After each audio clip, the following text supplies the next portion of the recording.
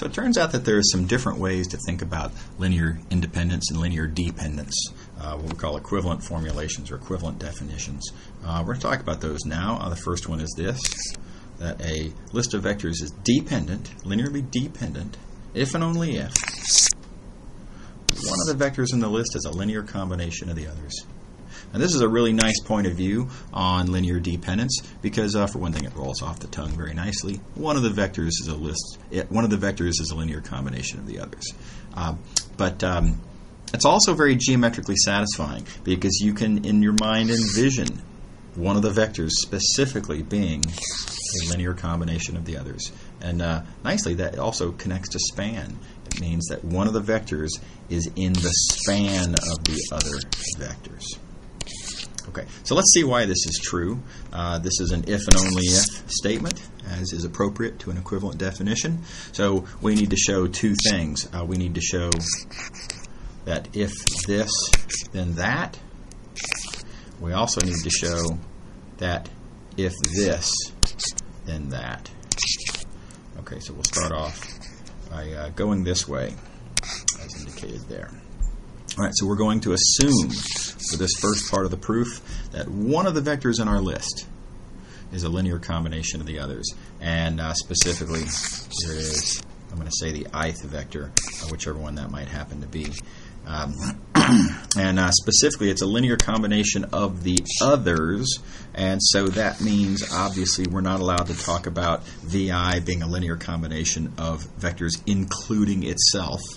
That's not the others. Right? So there's in this linear combination, we just sort of jump over the ith term. There is no ith term in this list. Okay. All right. So that being the case, well, I'm going to take this vi. I'm going to interpret that as being 1 vi.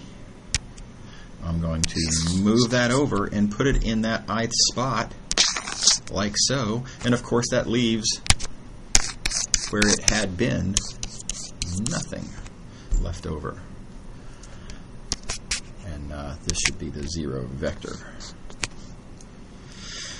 So what I have then is, you'll notice at this point I have a relation, right? We have a linear combination of our list of vectors that adds up to 0, the 0 vector. More to the point, I have a significant relation. It's definitely significant because at least one of those coefficients is non-zero. Now, I have no idea about these others. Maybe the rest, maybe these C coefficients here might be all zeros. Who knows? But I know for sure that that one is not 0 because it's -1, which is not 0. Okay, and therefore, so by assuming that one of the vectors in the list is a linear combination of the others, we have shown that the list is dependent. Okay. So we're halfway done with this proof now. We've shown this half.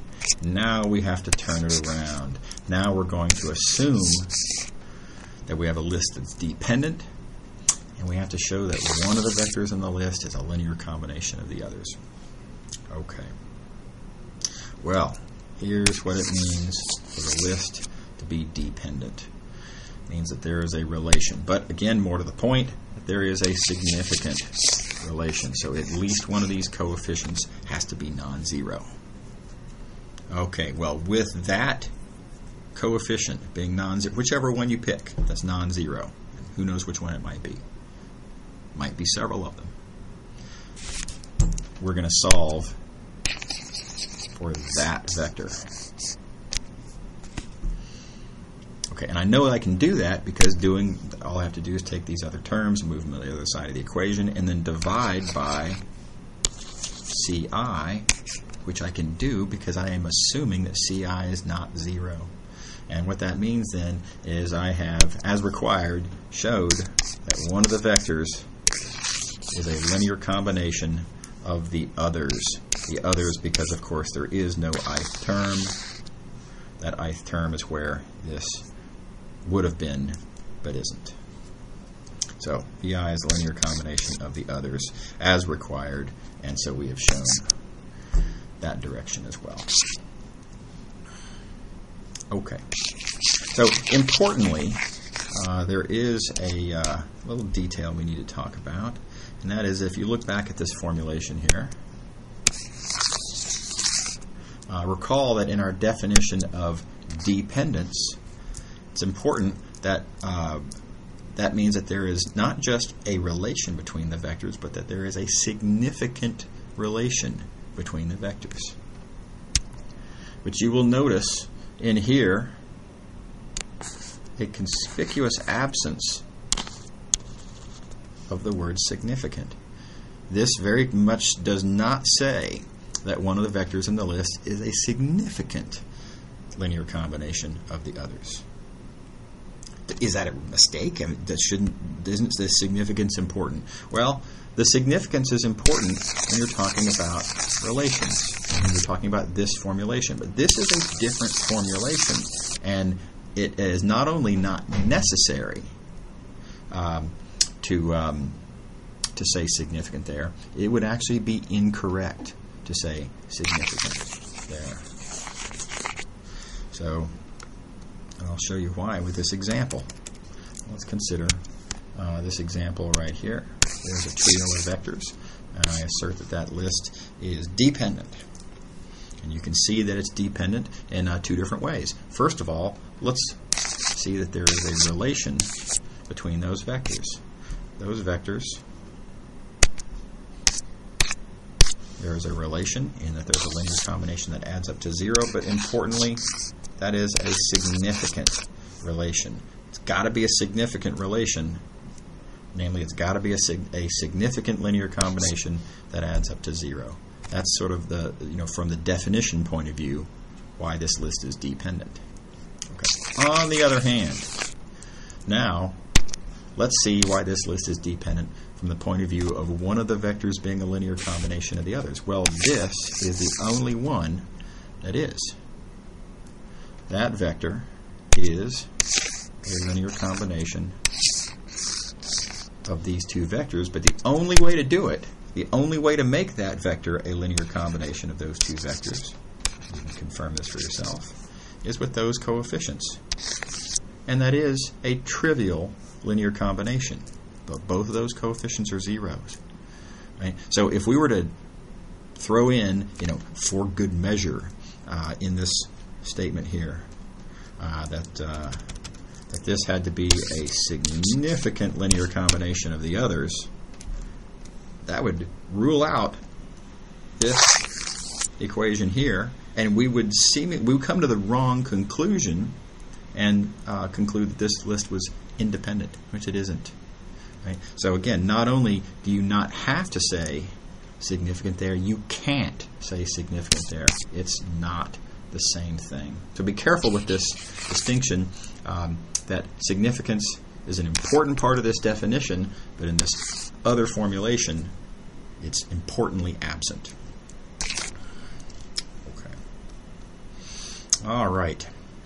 So here is another point of view on linear dependence. Another equivalent definition. So this is another if and only if. And here's what the statement is. One of the vectors could be removed and not change the span. So the way I like to think about this is that one of the vectors in the list, who knows which one, but at least one of the vectors in the list is unnecessary to the span. You can throw it away and the span doesn't change. This is a nice way to think about dependence. Again, because this is something that is geometrically got some intuition behind it. Right? You can imagine how one of the vectors, if you were to toss it out, the span doesn't change. These are things that you can form a visual image of. Okay, so how are we going to prove this? Well, again, it's an if and only if, so we have to go both ways. And we will start going this way by assuming that the list is dependent, and we need to show that one of the vectors in the list can be thrown away without changing the span. All right. Okay, well, we're assuming the list is dependent. And we just got through showing that that means that one of the vectors is a linear combination of the others. One of the vectors, I don't know which one, but one of those vectors has got to be a linear combination of the others. Okay. All right, so let's keep that in mind. And what we're going to do then is think about all of the vectors in this span. I need to show that every vector in that span, namely every such linear combination of the vectors v1 through vn, I need to show that every one of them is in that span, this span that fails to include the ith vector. Said differently, I need to show that every linear combination of this form, that I can eliminate vi from that list. Okay. All right, so how am I going to eliminate vi from that list? Well, here's the thing. Vi, I see, is a linear combination of the other vectors. So vi in there, I'll just rewrite as given, whoops, that vi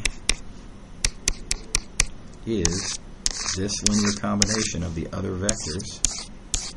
Critically, other vectors, no ith term, so there's no ith vector in that list. Right? Everything else has stayed the same. And now I've got a bunch of terms where there's no vi. Right? The only vi's that had been in there, I eliminated by this equation.